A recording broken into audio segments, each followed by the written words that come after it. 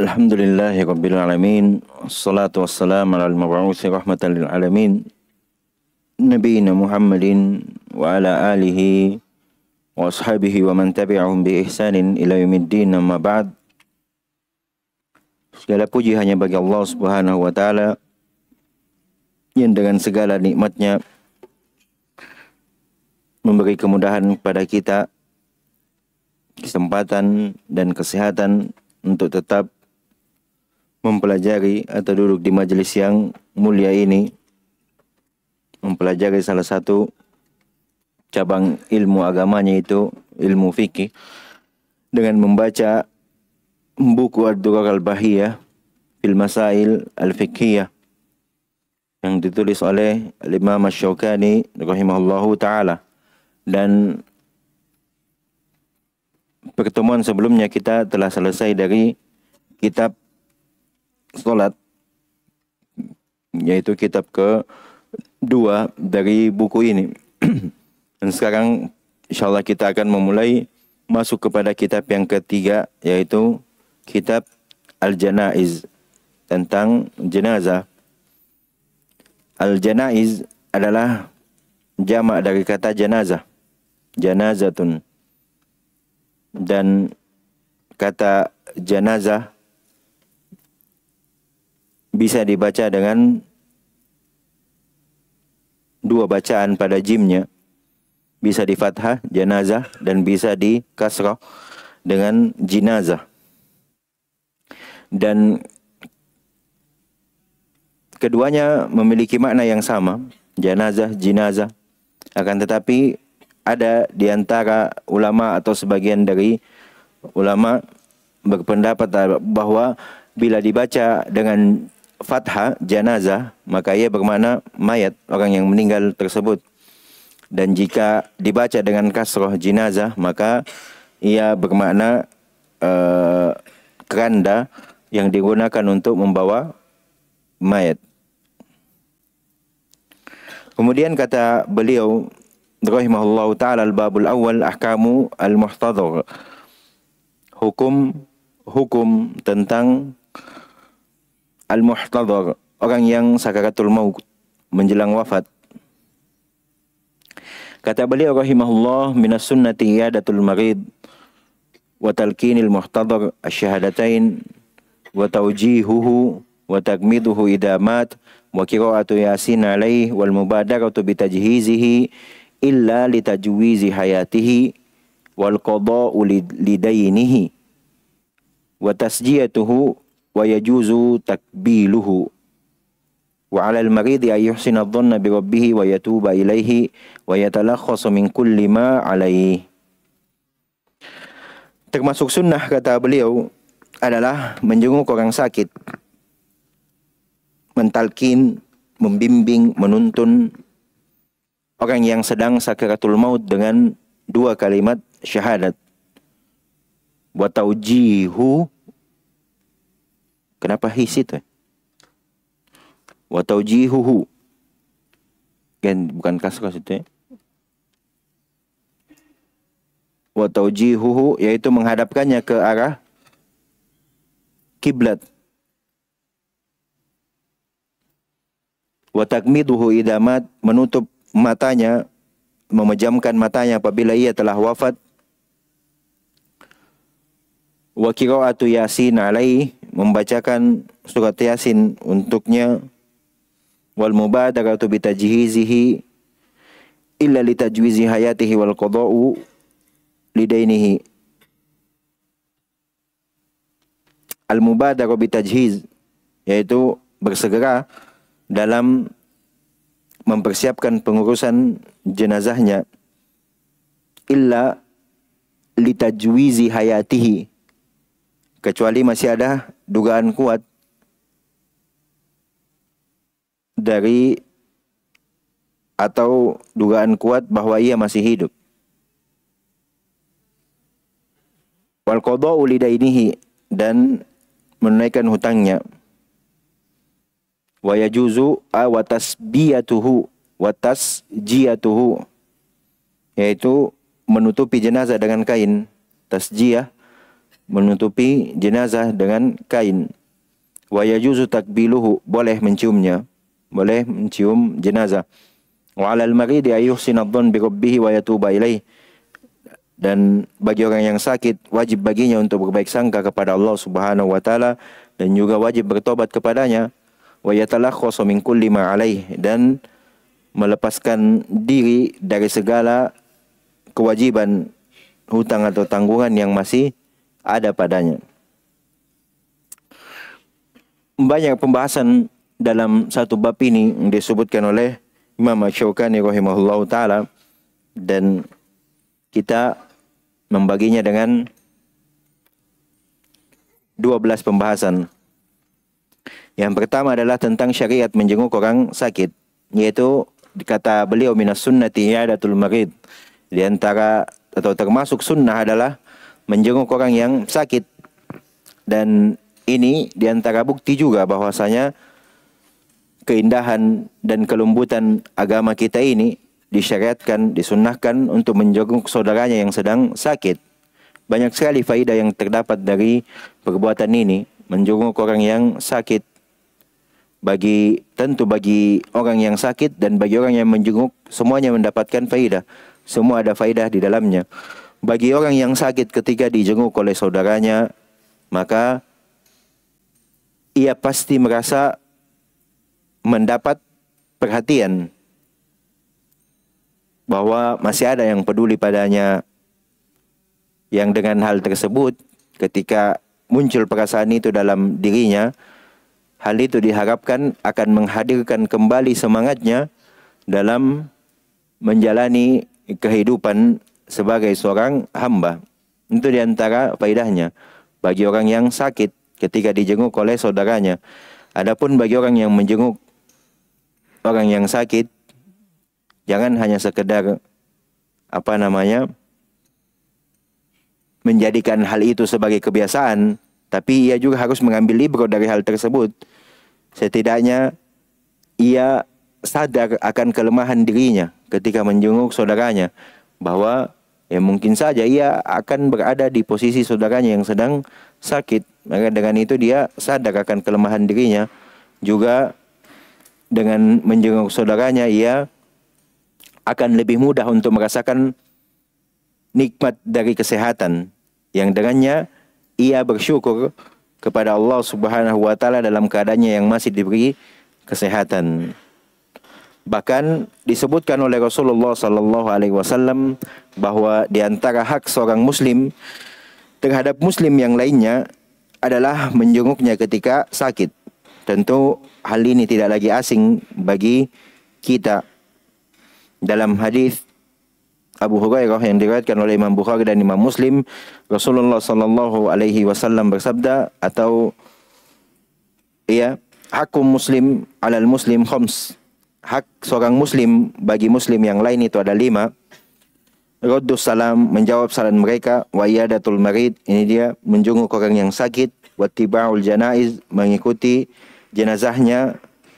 Wa ijabatud da'wah, memenuhi undangan. Wa tashmiyatul atish, dan tashmiyah, mendoakan orang yang bersin. Disebutkan oleh penulis di sini bahwasanya disunahkan menjenguk orang yang sakit, ya karena ia merupakan hak bagi saudara kita seorang muslim. Berarti orang yang menjenguk orang yang sakit akan diganjar atau akan dibalas pahala oleh Allah Subhanahu wa taala, karena ia telah mengamalkan apa yang disunnahkan oleh Rasulullah sallallahu alaihi wasallam. Dan juga terdapat keutamaan ketika menjenguk orang sakit, di antaranya apa yang disebutkan oleh Imam Muslim dalam hadis yang diriwayatkan dari Thauban radhiyallahu taala anhu. Beliau berkata bahwasanya Rasulullah sallallahu alaihi wasallam bersabda, "Man 'ada maridan lam yazal fi khurfatil jannah hatta yarji'." Insyaallah ini juga di antara faedah yang sangat besar. Bahkan disebutkan dalam hadis Nabi sallallahu alaihi wasallam, barang siapa yang menjenguk orang sakit, maka ia senantiasa berada di taman surga sampai ia kembali. Ini disebutkan oleh Rasulullah sallallahu alaihi wasallam. Maka hendaknya kita semangat untuk mengamalkan hal tersebut. Yang kedua kata beliau, wa talqinul muhtadar asyhadatain, yaitu talqin, membimbing, menuntun orang yang sedang sakaratul maut dengan dua kalimat syahadat. Syariat mentalkin ini berdasarkan hadis yang diriwayatkan oleh Imam Muslim dari sahabat Abu Sa'id Al-Khudri radhiyallahu taala anhu. Beliau berkata, Rasulullah sallallahu alaihi wasallam bersabda, "Lakinu mautakum la ilaha illallah." Talkinlah, tuntunlah, bimbinglah orang yang akan meninggal di antara kalian dengan ucapan la ilaha illallah. Dan mentalkin dengan hanya kalimat la ilaha illallah di sini, ini sudah cukup. Ini sudah cukup. Kalau yang disebutkan oleh penulis Syaukani rahimahullahu taala ditalkin dengan syahadatain, dan ini tentunya yang paling sempurnanya, yaitu dengan mentalkin dengan dua kalimat syahadat. Namun jika hanya sekedar la ilaha illallah, takrir dan kalimatut tauhid di penghujung hidup, maka ini sudah mencukupi. Sebagaimana dalam hadis yang diriwayatkan oleh Abu Daud dan Imam Ahmad, yang disahihkan oleh Syekh Albani dalam Sahih Sunan Nabi Daud dari Muadz bin Jabal radhiyallahu anhu, beliau berkata bahwa Rasulullah sallallahu alaihi wasallam bersabda, "Man kana akhiru kalamihi la ilaha illallah dakhala al-jannah." Berarti cukup dengan la ilaha illallah, itu sudah mencukupi. Barang siapa yang akhir dari ucapannya adalah la ilaha illallah, maka ia akan masuk surga. Dan yang tentu sebagaimana kita sebutkan tadi, yang paling sempurnanya adalah dengan dua kalimat syahadat. Dan perlu dipahami ketika mentalkin, ini butuh pelan-pelan. Jangan tergesa-gesa. Orang yang sudah sakaratul maut menghadapi keadaan-keadaan yang sangat berat, malah dibisiki, disuruh, dibimbing, dituntun dengan cara yang tidak bagus. Subhanallah. Cara yang lembut dan pelan saja belum tentu kita bisa. Apalagi harus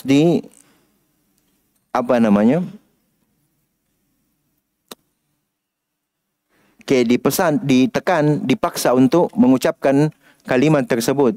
Padahal itu dia tidak tahu. Ia mungkin mudah karena dia tidak berada di dalam keadaan orang yang sedang sakaratul maut. Orang yang sedang sakaratul maut ini sangat berat sekali keadaannya pada saat itu. Maka hendaknya orang yang mentalkin itu dia mentalkin saudaranya dengan cara yang paling baik, dengan cara yang paling lembut, dibisikkan di telinganya dengan tenang, dengan lembut. Jangan malah semakin dibuat tambah takut dengan suara kita yang mungkin tergesa-gesa dalam mentalkin mereka. Ini perlu diperhatikan juga. Jadi di sana ada syariat untuk mentalkin, membimbing, menuntun orang yang sedang sakaratul maut dengan dua kalimat syahadat, itu yang paling sempurnanya. Adapun cukup dengan kalimatut tauhid la ilaha illallah, maka itu sudah cukup. Sehingga dengannya apabila hal tersebut menjadi akhir dari ucapannya dalam kehidupan dunia ini, yaitu ucapan la ilaha illallah, semoga dengannya diharapkan ia termasuk dari penduduk surga. Kemudian kata beliau, dan pada poin yang ketiga, wa taujihuhu, yaitu menghadapkan orang yang sakaratul maut ke arah kiblat. Tentang menghadapkan orang yang sedang sakaratul maut ke arah kiblat, ini memang ada hadis-hadis yang diriwayatkan, akan tetapi hadis-hadis itu adalah semuanya hadis-hadis yang lemah. tidak sahih. Bahkan kata Syekh Albani rahimahullah ta'ala dalam buku beliau Ahkamul Janaiz pada poin nomor 15 dalam buku beliau, beliau mengatakan tidak ada satupun hadis yang sahih terkait hal ini. Terkait hal ini, yaitu mengarahkan orang yang sakaratul maut ke arah kiblat. Jadi hal ini diantara hal yang tidak disyariatkan karena tidak ada satupun hadis yang sahih akan hal tersebut. Yang keempat adalah wa takmiduhu idamat, memejamkan mata jenazah, memejamkan matanya apabila ia telah wafat. Sebab ya orang yang meninggal itu wajar jika matanya tidak terpejam, maka disyariatkan untuk memejamkan matanya ketika telah wafat. Dalam hadis yang diriwayatkan oleh Imam Muslim dari Ummu Salamah radhiyallahu taala anha, beliau berkata, dakhala Rasulullah sallallahu alaihi wasallam ala Abi Salamah wa qad syaqqa basarahu wa aghmadahu thumma qala inna ruha idza qubida tabi'ahu al-basar. Bahwa kata Ummu Salamah radhiyallahu taala anha, Rasulullah sallallahu alaihi wasallam pernah masuk menemui Abu Salamah. Ketika itu pandangannya telah menatap ke atas, terbuka dan tidak berkedip. Kemudian fa'aghmadahu, beliau menutup kedua matanya. Lalu beliau bersabda, sesungguhnya apabila ruh dicabut, maka pandangan mata akan mengikutinya. Pandangan mata akan mengikutinya. Dimaklumi bahwasanya ruh itu keluar mulai dari bagian bawah tubuh, lalu naik ke bagian atas hingga akhirnya keluar melalui ubun-ubun. Maka saat ruh kita keluar, maka pandangan akan mengikutinya. Sebagaimana sabda Rasulullah sallallahu alaihi wasallam tadi, inna ruha idza qubida tabi'ahul basar. Jika ruh keluar itu atau dicabut, maka pandangan mata akan mengikutinya. Sehingga setelah ruh keluar, maka mata seseorang yang meninggal itu terbuka. Dan hal itu terjadi tiada lain karena mata tersebut seolah-olah mengikuti proses keluarnya ruh. Ia melihat keluarnya ruh dicabut. Maka dari itu yang jadi pembahasan kita adalah disunahkan bagi orang yang hadir atau menyaksikan dari kejadian tersebut untuk menutup mata si jenazah atau mayat setelah ruhnya keluar dari tubuh. Kemudian pembahasan yang kelima tentang qiraatu Yasin alaih, membacakan surah Yasin. Beliau menyebutkan tentang disyariatkannya membaca surah Yasin bagi orang yang meninggal. Karena memang terdapat riwayat hadis yang menyebutkan hal tersebut. Diriwayatkan oleh Abu Daud dan selainnya, dan dilemahkan oleh Syekh Albani rahimahullah dalam Dhaif Sunan Nabi Daud dari sahabat Ma'qil bin Yasar radhiyallahu taala anhu. Beliau berkata, Rasulullah sallallahu alaihi wasallam bersabda, Iqra'u Yasin ala mautakum. Bacakanlah surah Yasin bagi orang yang meninggal di antara kalian. Namun telah kita jelaskan bahwa dalam hadis ini adalah kelemahan. Ini mungkin yang banyak tersebar di tengah-tengah masyarakat tentang membaca Yasin. Bahkan pernah kami dapati dibacakan Yasin bahkan pada saat sakaratul maut, bukan ditalkin. Pada saat sakaratul maut dibacakan Yasin. Kalimat yang ringkas saja, kalimat tauhid, masih susah mereka menyebutnya atau memperhatikan hal tersebut. Terlebih lagi kalau ingin dibacakan surah Yasin yang cukup panjang, Allah alam. Dan terkait hadis ini, terkait hadis Ma'qil bin Yasar ini, Iqra'u Yasin ala mautakum, Syekh Albani rahimahullahu taala dalam kitab beliau yang kita sebutkan tadi dalam Dhaif Sunan Nabi Daud, beliau berkata sanadnya lemah. sanadnya lemah. Dalam sanadnya ada Abu Utsman dan ada bapak dari Abu Utsman. Keduanya tidak dikenal. Tidak dikenal. Maka karena dua orang atau dua rawi tersebut, Al-Mundhiri melemahkan hadis ini. Dan juga berkata Daruqutni, dinukil oleh Syekh Albani rahimahullah taala, bahwasanya sanadnya dhaiful isnad majhulul matan wala yasihhu fil babi syai'un. Sanadnya lemah, matannya tidak dikenal, dan tidak ada satupun hadis yang sahih dalam bab ini, yaitu tentang membacakan surah Yasin kepada orang yang meninggal. Wa aqarrahul Hafidz Ibnu Hajar, dan hal ini ditetapkan, disetujui oleh Al-Hafidz Ibnu Hajar. Kesimpulannya, tidak disyariatkan membaca surah Yasin pada orang yang meninggal. Dan yang disyariatkan adalah apa yang telah berlalu, bahwasanya mentalkin lakinu mautakum bila ilaha illallah. Selanjutnya yang ke berapa sekarang? Tentang yang keenam, tentang wal mubadarah, bersegera bitajhizihi, dengan pengurusan jenazah atau menyelenggarakan jenazah, illa litajwizi hayatihi, kecuali ada dugaan kuat bahwasanya ia masih hidup. Pada asalnya kita bersegera dalam menyelenggarakan jenazah atau mengurus jenazah, yaitu memandikan, mengafani, menyolati, dan kemudian menguburkan, kecuali jika ada dugaan kuat bahwasanya ia masih hidup.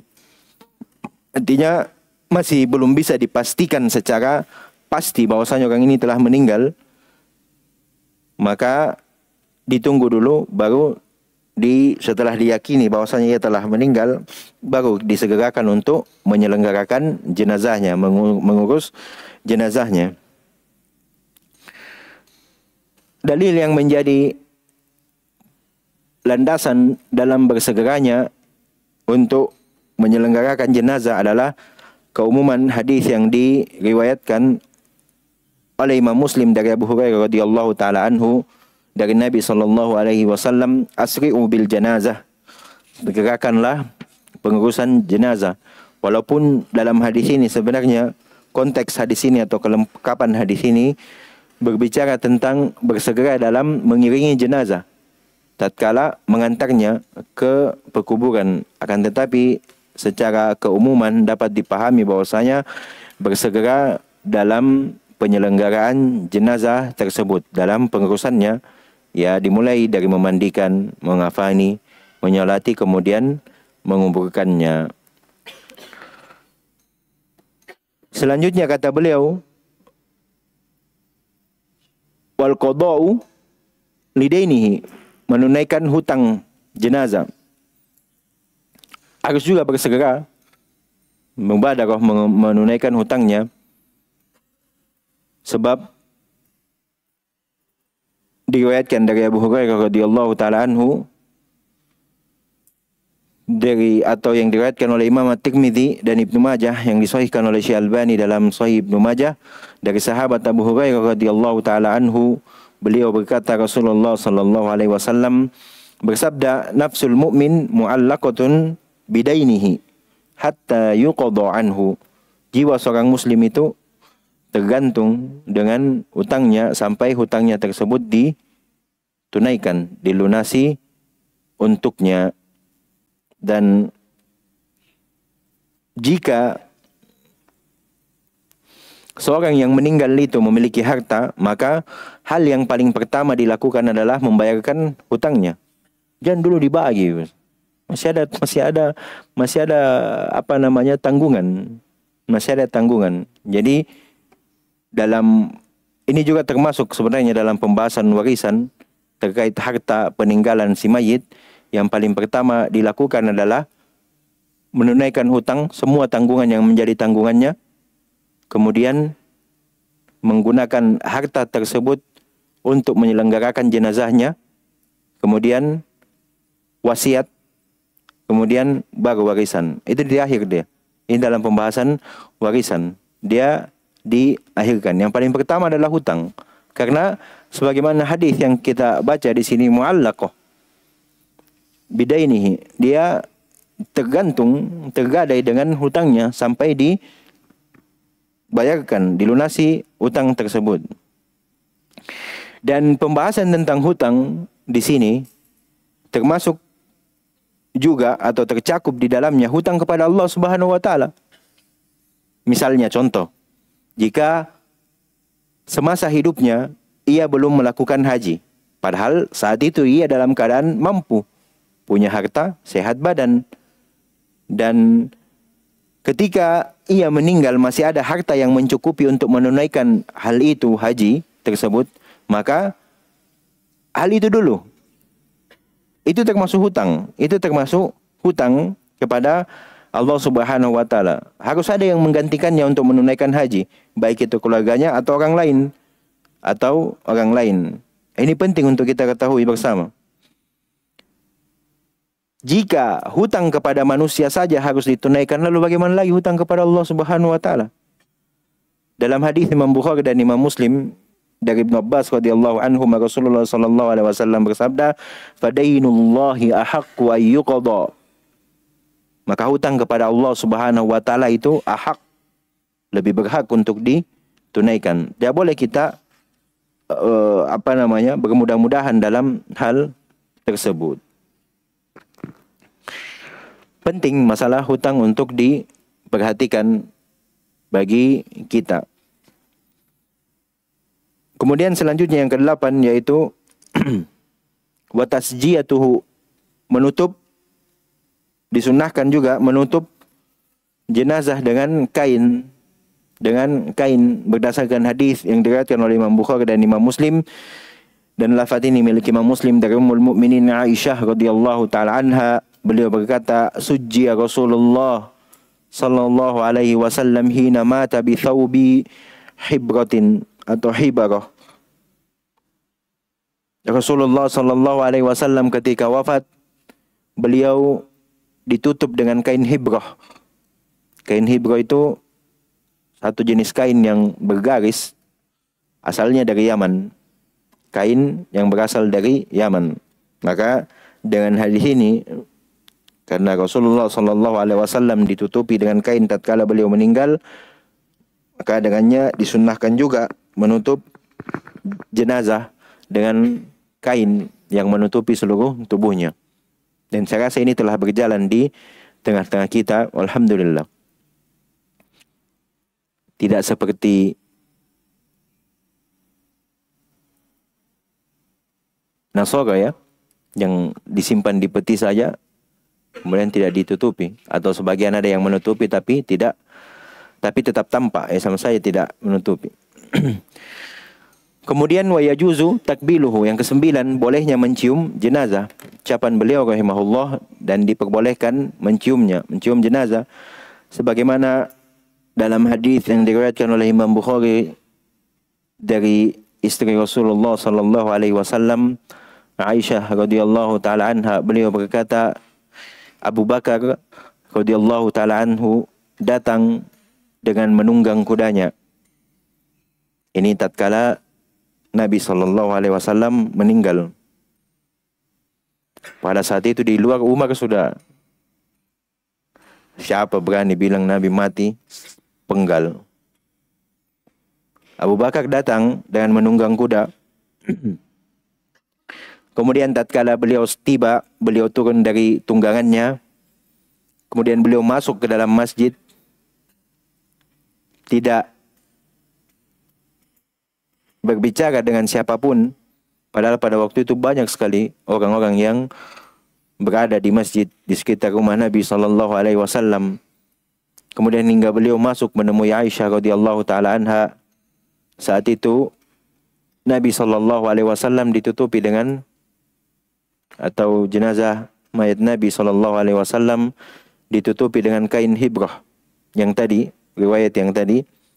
Kemudian kata Aisyah radhiyallahu taala anha, fakashafa an wajhihi, Abu Bakar menyingkap wajah beliau yang ditutupi oleh kain. Thumma akabba alaihi faqabbalahu, Kemudian Abu Bakar menunduk dan mencium. Dan tentu dimaklumi mencium di sini adalah kening dari Nabi SAW.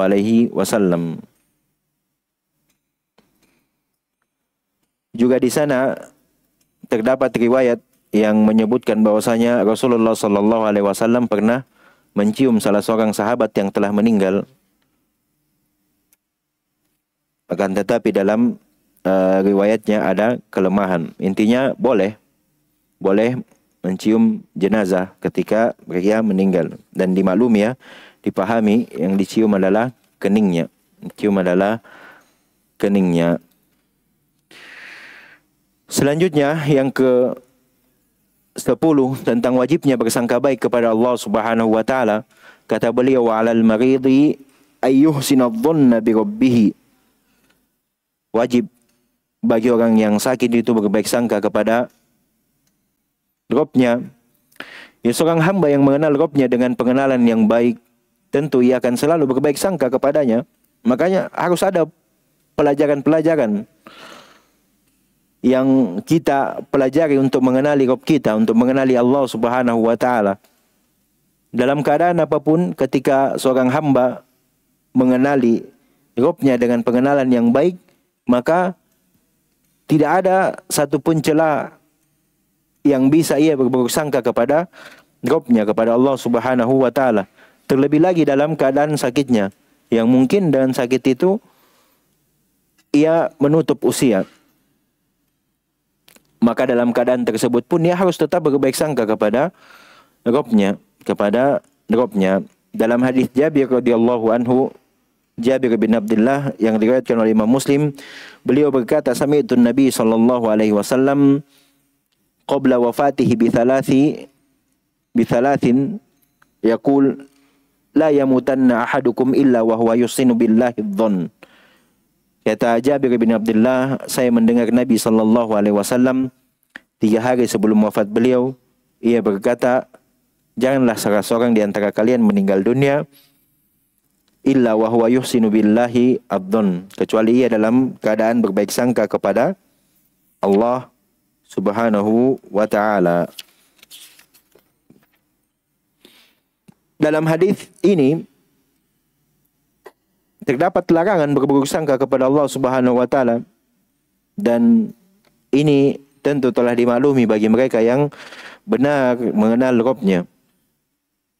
Sebab ia mengetahui bahwasanya segala apa yang telah ditetapkan dan ditakdirkan oleh Allah Subhanahu wa taala adalah hal yang paling baiknya bagi seorang hamba, sehingga tidak ada lagi celah baginya untuk berburuk sangka kepada Allah Subhanahu wa taala. Inilah pentingnya seseorang belajar agar dia kelak mungkin ketika berada di keadaan-keadaan yang lemah, keadaan-keadaan yang sempit, keadaan yang sakit, ia tetap mampu berbaik sangka kepada Rabb-Nya, karena ia tahu tidak ada satupun perbuatan Allah Subhanahu wa taala yang buruk. Yang dengan keyakinan itu ia akan mudah berbaik sangka kepada Allah Subhanahu wa taala. Wa yatuba ilaih, yang ke-11, wajib juga bertobat kepada Allah Subhanahu wa taala, dan ini tentunya banyak dari firman Allah Subhanahu wa taala yang disebutkan dalam Al-Qur'an, di antaranya watubu ilallahi jami'an ayyuhal mu'minun la'allakum tuflihun. Juga firman Allah Subhanahu wa taala, ya ayyuhalladzina amanu tubu ilallahi taubatan nasuha, panggilan-panggilan atau seruan-seruan untuk bertobat oleh Allah Subhanahu wa taala kepada para hambanya. Demikian pula dalam hadis yang diriwayatkan oleh Imam Bukhari dan Imam Muslim dari Anas bin Malik radhiyallahu anhu, beliau berkata, Rasulullah sallallahu alaihi wasallam bersabda, sesungguhnya Allah itu sangat asyaddu faraha, sangat gembira bitaubati abdihi hina yatubu ilaih, dengan taubat hambanya ketika ia bertaubat kepadanya. Kemudian kelanjutan hadis, min ahadikum kana ala rahilatihi bi ardi falah, itu Allah lebih gembira daripada keadaan orang tersebut. Hadis yang sering kita dengarkan tentang keadaan seorang yang sedang melakukan perjalanan di tengah padang tandus, padang pasir yang kehilangan tunggangannya, yang di atas tunggangannya semua ada perbekalannya di sana, ada makanan dan minumannya. Sudah putus asa untuk hidup, sehingga tiba-tiba datanglah tunggangan tersebut di hadapannya tatkala ia sedang beristirahat. Maka tentu keadaan tersebut sangat menggembirakan baginya, sehingga ia keliru dalam berucap, ya Allahumma anta abdi wa ana rabbuk. Katanya, wahai Allah, engkau adalah hambaku dan aku adalah Rabbmu. Ini karena saking bahagianya dia. Dan ketika seorang hamba bertobat kepada Rabbnya, Allah lebih bahagia lagi daripada orang ini. Allah bahagia kepada taubat seorang hamba kepada Allah Subhanahu wa taala. Simpulannya adalah bahwasanya Allah Subhanahu wa taala memerintahkan kita untuk bertobat kepadanya, dan ia juga mengabarkan bahwasanya dia sangat gembira akan taubat dari hambanya. Dan yang terakhir adalah wa yatalakhasu min kulli ma alaih. Wajib berlepaskan diri dari segala tanggungan, hutang dan selainnya yang masih ada padanya. Dan kewajiban ini kita maklumi bahwa segala hal yang menjadi hak orang lain atasnya wajib untuk ia tunaikan, baik itu berupa hutang, titipan, atau mungkin pernah ia menzolimi orang, mengambil hak orang lain dan yang semisalnya, maka ia wajib membebaskan diri dari hal tersebut sesegera mungkin. Dan jika tidak memungkinkan untuk ditunaikan dengan segera, maka ia wajib menulis wasiat. Ia wajib menulis wasiat dengan serinci-rincinya pada hal-hal yang menjadi tanggungannya, pada hal-hal yang menjadi hak orang lain atasnya. Dalam hadis yang diriwayatkan oleh Imam Bukhari dan Imam Muslim dari Abdullah bin Umar radhiyallahu anhuma, beliau berkata bahwa Rasulullah sallallahu alaihi wasallam bersabda, "Ma haqqu imri'in muslimin lahu syai'un yusi fihi yabitu lailataini illa wa wasiyatuhu maktubatun indah." Tidaklah sepantasnya seorang muslim itu yang dia punya sesuatu yang hendak atau penting untuk ia wasiatkan, seperti tadi, misalkan ia punya tunggakan kepada orang atau ada hak orang lain atasnya, maka tidak pantas bagi seorang muslim untuk yabitu lailataini, bermalam 2 malam, kecuali wasiatnya itu telah tertulis. Kecuali wasiatnya telah tertulis, karena tidak diketahui, bisa saja bahwa orang meninggal tiba-tiba. Orang bisa meninggal tiba-tiba tanpa ada tanda, tanpa sakit dan selainnya. Maka jika ia punya tanggungan terhadap orang lain berupa hak orang lain, maka sepantasnya ia menuliskan. Ia menuliskan hal tersebut atau memberitahu orang terdekatnya bahwasanya misalkan ia punya tunggakan terhadap fulan, ia punya tanggungan terhadap fulan, masih ada hutang yang belum dibayar, atau ada pernah barang yang dipakai belum sempat dikembalikan dan segala macam, ia harus beritahu orang-orang terdekatnya atau menulis wasiat. Maka hadis yang kita bacakan tadi menunjukkan akan pentingnya untuk bersegera menuliskan wasiat bagi seorang muslim yang memiliki hak atau kewajiban terkait harta, amanah, atau tanggungan terhadap orang lain, agar hal ini tidak menimbulkan kesulitan bagi ahli waris atau orang lain setelah ia wafat. Dan yang terpenting adalah agar terjaganya hak-hak orang lain atas dirinya walaupun ia telah meninggal. Maka hal ini penting untuk dilakukan. Tidak apa-apa, bisa dilakukan dari sekarang. Nah, kita tidak tahu. Mungkin ada di antara teman-teman. Bukan berarti kita berharap mati ya. Tidak. Tapi kita kan tidak tahu. Ini bisa saja kita keluar turun tangga terpeleset jatuh, exit, selesai, meninggal. Sementara kita tidak tahu masih ada hak-hak orang Saya tidak menulis wasiat kalau saya kasih tahu keluarga bahwasanya ada tanggungan di sini, sini, sekian, sekian, sekian. Makanya dia bilang, ya sudah, jangan mati dulu. Bagus juga.